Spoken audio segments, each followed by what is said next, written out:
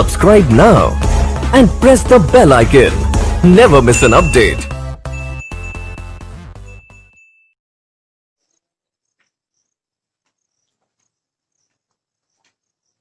Good morning everyone. हम आज दिनांक 24/7/2020 कक्षा 12 रासायनिक विज्ञान में टॉपिक जो हमारा चल रहा है रासायनिक बलगतिकी, उसके अंतर्गत हमारा एक टॉपिक है अभिक्रिया के वेग को प्रभावित करने वाले कारक। अभिक्रिया के वेग को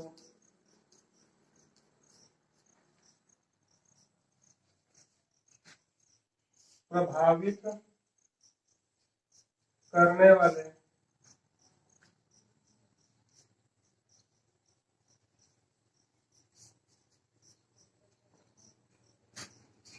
कारक। इसमें हमारी जो तीसरी हेडिंग है वो है दाब का प्रभाव।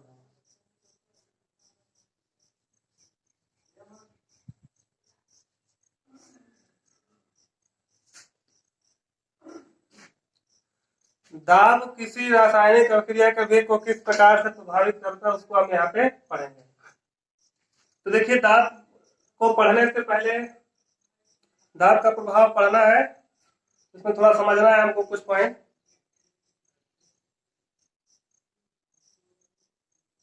देखिए, जब हम क्या करते हैं, अभिकारक जो हमारे होते हैं, अभिकारक अणु होते हैं, तो जब हम अभिकारक अणुओं पर क्या करते हैं, दबाव बढ़ाते हैं।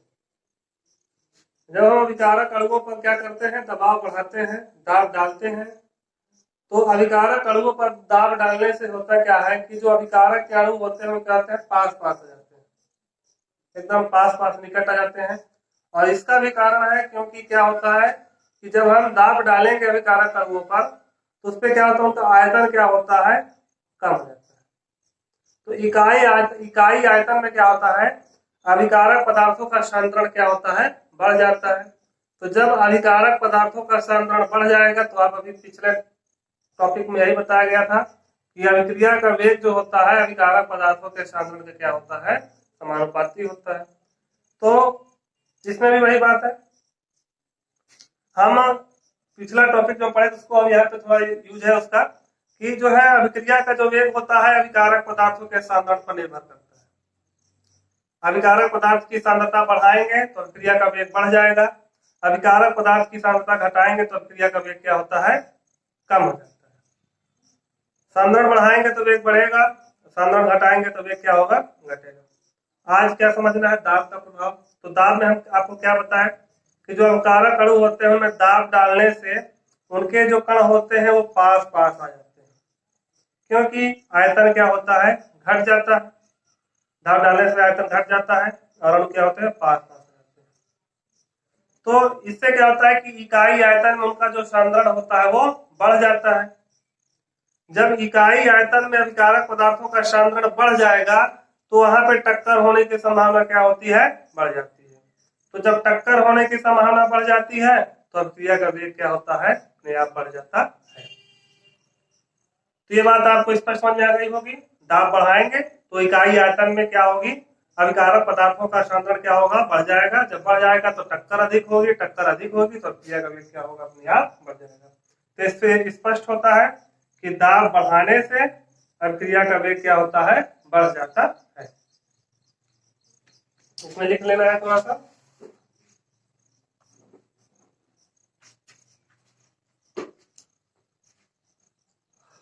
अभिकारक अणुओं पर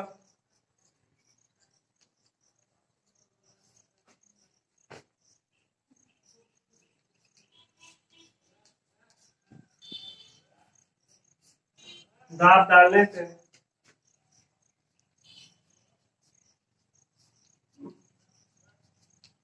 अभिकारक अणुओं पर दाब डालने से क्या होता है, जो उसके जो अणु होते हैं वो क्या होते हैं, पास पास हो जाते हैं।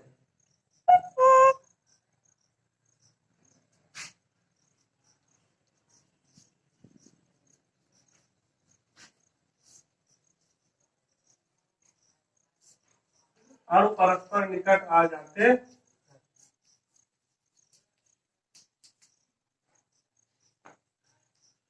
अभिकारक अणुओं पर दाब डालने से जो अणु क्या होते हैं वो क्या होते हैं, पास पास आ जाएंगे। जब दाब डालेंगे तो क्या होगा, अणु क्या होंगे, पास पास हो जाते हैं। इसका कारण है क्योंकि आयतन क्या होता है, घट जाता है।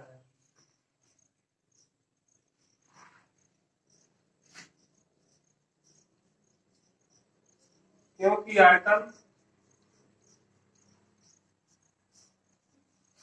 घट जाता है। जब अणु पर दाब डालेंगे तो अणु क्या होते हैं, पास पास आएंगे। अब अणु पास पास में आते हैं, उनका आयतन क्या होता है, घट जाता है। जब उनका आयतन घट जाएगा तो क्या होगा, इकाई आयतन में अभिकारक पदार्थों की सांद्रता क्या हो जाएगी, बढ़ जाएगी। जब आयतन घटेगा तो अब इकाई जो आयतन होता है उस पर क्या होगी, अभिकारक पदार्थों की सांद्रता बढ़ जाएगी।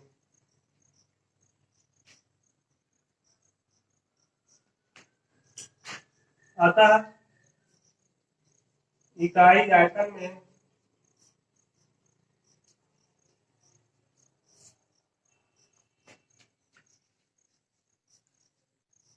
इनका सांद्रण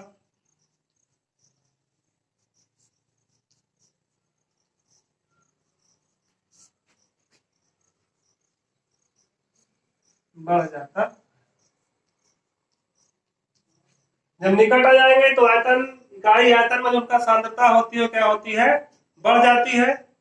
और इससे क्या होता है, इससे जो है अणुओं की संख्या में क्या होती है, वृद्धि लगती है।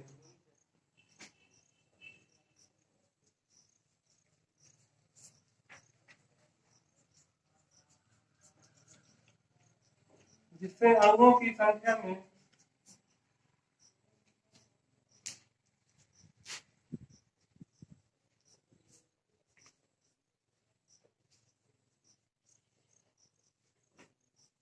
वृद्धि हो जाती है। देखिए, इकाई आयतन में जब हम सांद्रण बढ़ जाएगा तो क्या होगा, अणुओं की संख्या में क्या हो जाती है, वृद्धि हो जाती है। जिससे क्या होगा, टक्कर की संभावना क्या हो जाती है, बढ़ जाती है।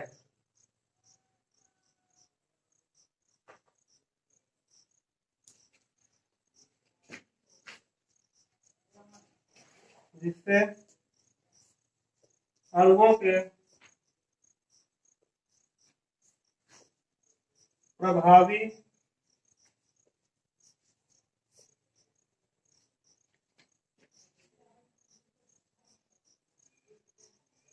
टक्कर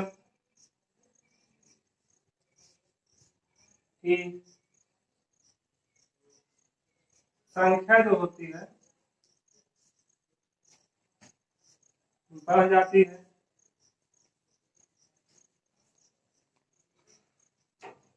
जिससे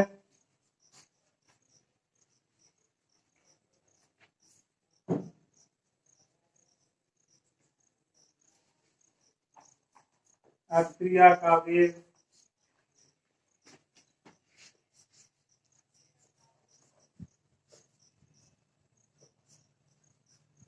बढ़ जाता है।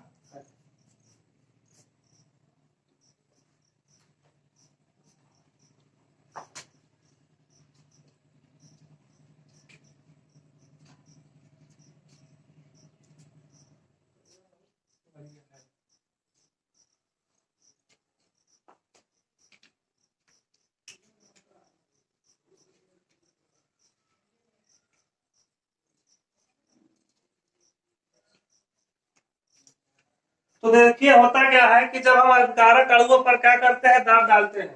जब हम अभिकारक अणुओं पर दाब डालेंगे तो दाब डालने से क्या होता है, जो अणु क्या होते हैं, पास पास हो जाते हैं।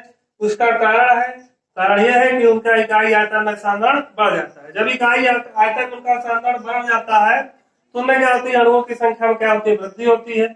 जब अणुओं की संख्या में वृद्धि होगी तो जो प्रभावी टक्कर है उसकी संख्या भी क्या होगी, बढ़ेगी। जब टक्कर होगी तो अभिक्रिया का वेग क्या हो जाएगा, बढ़ जाएगा। और जितनी ज्यादा मात्रा में टक्करें होंगी उतना ही अभिक्रिया का वेग उतना ही ज्यादा बढ़ेगा। तो ये सीधा स्पष्ट हो गया है कि दाब डालने से अभिक्रिया का वेग क्या होता है, बढ़ जाता है। ये तो था हमारा ये टॉपिक। अब अगला टॉपिक है उत्प्रेरक का प्रभाव।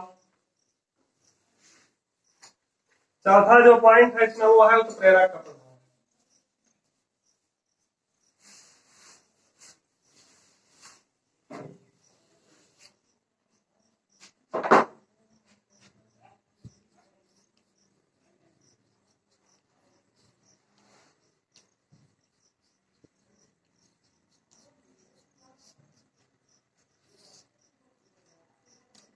उत्प्रेरक का प्रभाव।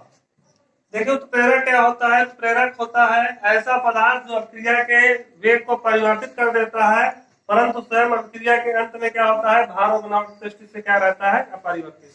उसकी भार और उसकी संरचना में कोई परिवर्तन नहीं होता, परंतु क्या कर देता है? अभिक्रिया के वेग को क्या कर देता है? परिवर्तित कर देता है। उत्प्रेरक धनात्मक भी हो सकता है और ऋणात्मक भी हो सकता है। तो देखिए उत्प्रेरक की जो उपस्थिति होती है, उत्प्रेरक की जो उपस्थिति होती है वो अभिक्रिया के वेग को किस प्रकार से प्रभावित करती है? तो देखिए जो उत्प्रेरक होता है, उत्प्रेरक जब अभिक्रिया में उपस्थित हो जाता है तो करता क्या है कि सक्रियित संकर एक होता है, सक्रियित संकर जो अभिक्रिया बनता है,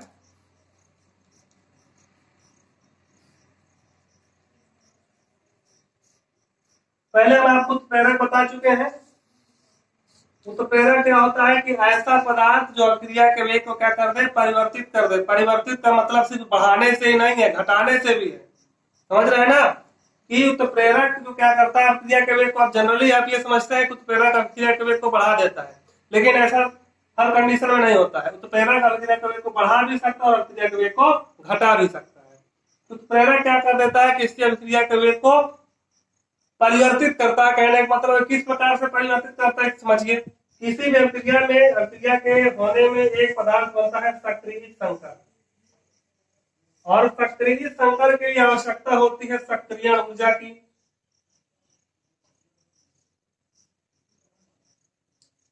ध्यान दीजिए, सक्रिय संकर बनने के लिए किसकी आवश्यकता होती है? सक्रिय ऊर्जा की। तो जो उत्प्रेरक होता है तो ये सक्रियण ऊर्जा के बिना ये सक्रिय संकर जो है नहीं बन सकता। तो जो ये उत्प्रेरक होता है, उत्प्रेरक क्या कर देता है? इसके मान को, सक्रियण ऊर्जा के मान को क्या कर देता है?